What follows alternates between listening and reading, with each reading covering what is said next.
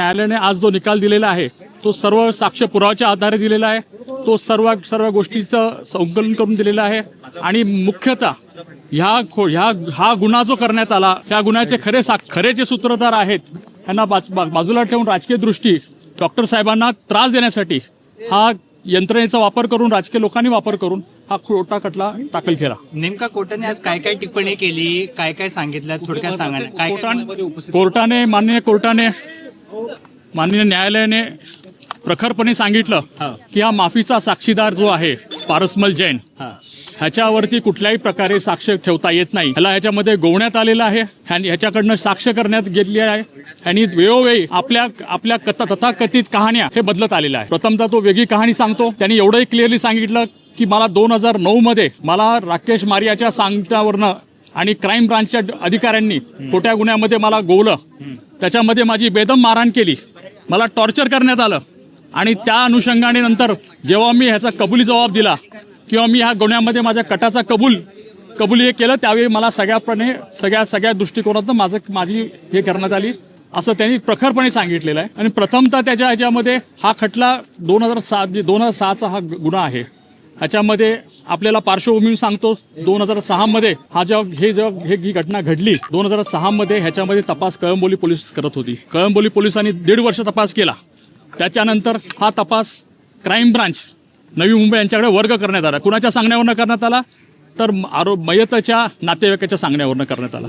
मग काय झालं त्याच्यानंतर 2008 मध्ये, कारण हे प्रकरण फार जुनं आहे, 2008 मध्ये माननीय उच्च न्यायालयामध्ये आनंदी देवी जे पवनराजेच्या पत्नी आहेत त्या उच्च न्यायालयात गेल्या. त्यांनी या प्रकरणामध्ये एक तानाजी पाटील, आपल्याला माहित असेल तानाजी पाटीलची नार्को ही पूर्णपणे मीडियावरती दाखवण्यात आली आणि उच्च न्यायालयात प्रकरण पेंडिंग असताना ही नार्कोची सीडी जी आहे ती बाहेर मीडियाकडे लीक करण्यात आली. त्याची डॉक्टर साहेबांवरती एक संशयाचं वातावरण तयार करण्यात आलं आणि त्या वातावरणाच्या आधारे त्यांनी उच्च न्यायालयांकडनं असं हे दाखवलं की बघा हे एक सिनियर मंत्री आहेत, कॅबिनेट मिनिस्टर आहेत आणि आम्हाला न्याय मिळणार नाही आणि म्हणून सीबीआयकडे वर्ग करावा. मग सीबीआयने काय केलं, ऑक्टोबर 2008 मध्ये माननीय उच्च न्यायालयाने सर्व कागद जे आहे ते सीबीआयकडे हँडओव्हर करा, हस्तांतरित करा म्हणून सांगितलं.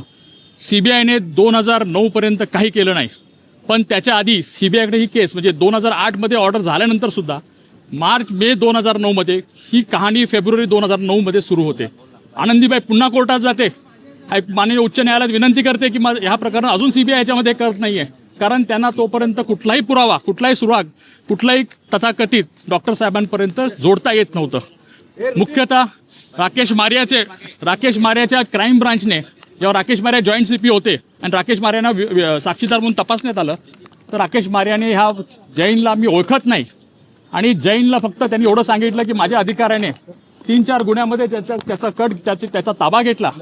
त्यामुळे 19 एप्रिल 2009ला त्यांनी मला खुलासा माझ्या अधिकाऱ्यांनी सांगितलं की असं जैन हा व्यक्ती हा सांगतोय. नुकतंच फक्त त्याचं तथाकथित म्हणणं होतं आणि पहिल्या दिवसापासून हा धादांत खोटं बोलणारा व्यक्ती आहे. राकेश मारियाने 5 मे 2009ला पत्र लिहिलं.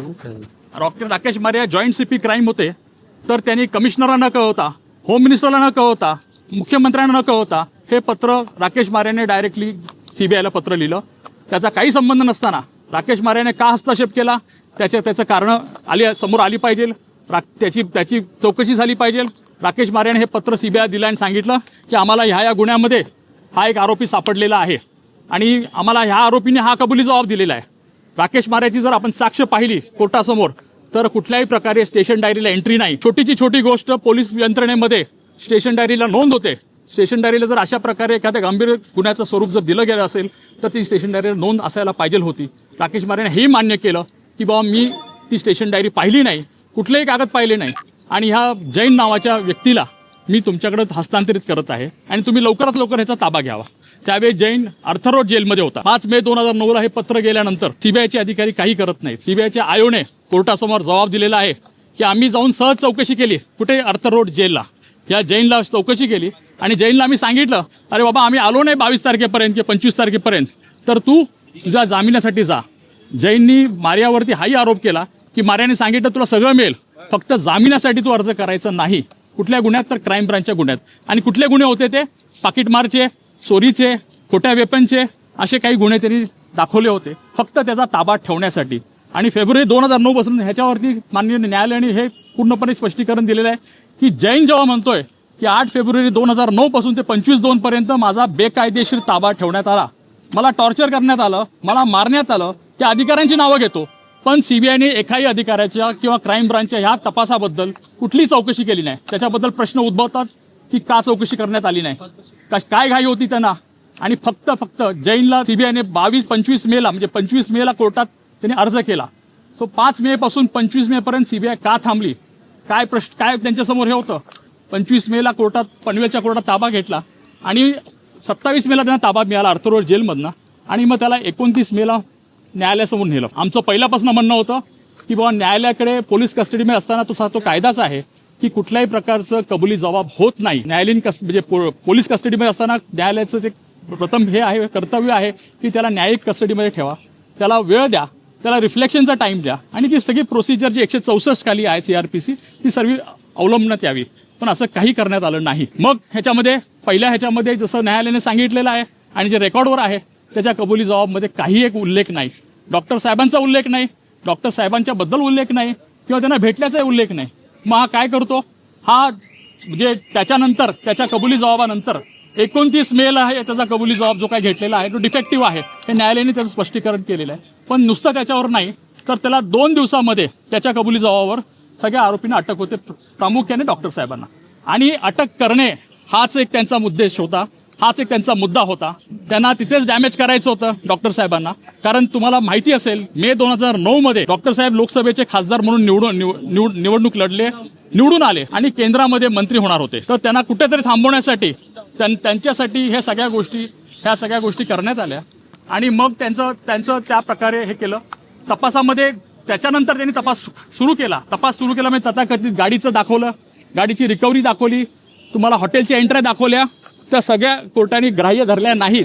कारण हा जैनच मुळात खोटारडा माणूस आहे, खोटं बोलत आहे, वारंवार आपले हे बदलत गेला. नुसतं एवढंच नाही तर त्यांनी कोर्टासमोर माननीय न्यायालयासमोर सुद्धा त्याची जबानी झाली, त्याची साक्षीदार म्हणून त्याचं माफीचा साक्षी झाल्यानंतर त्याची जबानी झाली, त्याच्याशी सुद्धा खोटं बोललेलं आहे. प्रत्येक वेळ तो बदलत जातो, प्रत्येक वेळ नव्यानं काही सांगतो, प्रत्येक वेळ त्याला हे करण्यात आलं. पण आम्हाला त्याच्यावरती गांभीर्यानं बघावं लागतं. कोर्टाने सांगितले की त्यांनी पैसे घेतले होते, 2दा पैसे घेतले होते असेही देखील कोर्टापुढे आले. त्याची तथाकथित कहाणी आहे. कुठलाही पैशाचा उल्लेख नाही, कुठल्याही पैशाची देवाणघेवाण नाही, कुठल्याही पैशाचं नाही. उलट त्यांनी स्वतः म्हटलेलं आहे की मी एक मोठा व्यापारी आहे, माझे 6 फ्लॅट मुंबईत आहेत, माझे राजस्थान कंक्रोलीमध्ये 2 बंगले आहेत आणि मी एक मोठा व्यापारी असून माझं 5 किलो सोनं आहे. तेवढंच नाही तर मी पोलिसांचा स्पेशल खबरी आहे, माझ्याकडे पोलिसांची लायसन्स गन आहे, पोलिसांनी ठाणे पोलीस कमिशनर आणि मी एन्काउंटर किलिंग सुद्धा केलेले आहेत. अशाबद्दल सुद्धा न्यायालयाने त्याचं विस्तृत हे केलेलं आहे की ह्याचं बॅकग्राऊंड बघा, ह्याला सगळ्या गोष्टी माहीत होत्या, ह्याला पोलिसांची प्रोसिजर माहीत होती, पोलीस कस्टडी घेतात कशी माहीत होती, पोलीस एन्काउंटर कसे करतात तेही माहिती होते. त्यामुळे ह्या सगळ्या गोष्टी त्यांनी सगळ्या खोट्या कोर्टासमोर आणलेल्या आहेत. सर, एक महत्त्वाचा प्रश्न, ओमराजे निंबाळकर म्हणतात की या निकालाला हायकोर्टामध्ये ते अपील आव्हान देणार आहे, तर त्याकडे तुम्ही कसं बघता, तुमची बाजू कशी असेल? एक प्रश्न होता. पहिली गोष्ट म्हणजे प्रथमतः प्रत्येकाला न्याय मागण्याचा अधिकार आहे, तो त्यांनी वापरावा, त्याच्याबद्दल आमचं म्हणणं नाही. पण आज काय झालं, तुम्ही परवाचं जे दाखवलं आणि मीडियामध्ये आलं की त्यांनी स्वतः सांगितलं की माझा राजकारणाचा जन्म त्याच्यावर झाला. आता मी म्हणेल की आता राजकारण पण ह्याच्यावर संपणार. जेव्हा ही केस संपलेली आहे, त्याचं राजकारणचं भांडवलही संपलेलं आहे आणि इथून पुढे म्हणजे आम्ही तिथेही थांबणार नाही. तर ह्याच्यामध्ये खरे मारेकरी कोण होते, हा तपास कुठे डायव्हर्ट करण्यात आला, हा जैन नावाचा व्यक्ती कुठून आला, कुणाच्या सांगण्यावरनं आला, कशा पद्धतीचे पुरावे का कोर्टाच्या सांगण्यावर गोळा करण्यात आले, ह्याच्यामध्ये कुणाचा काय उद्देश होता.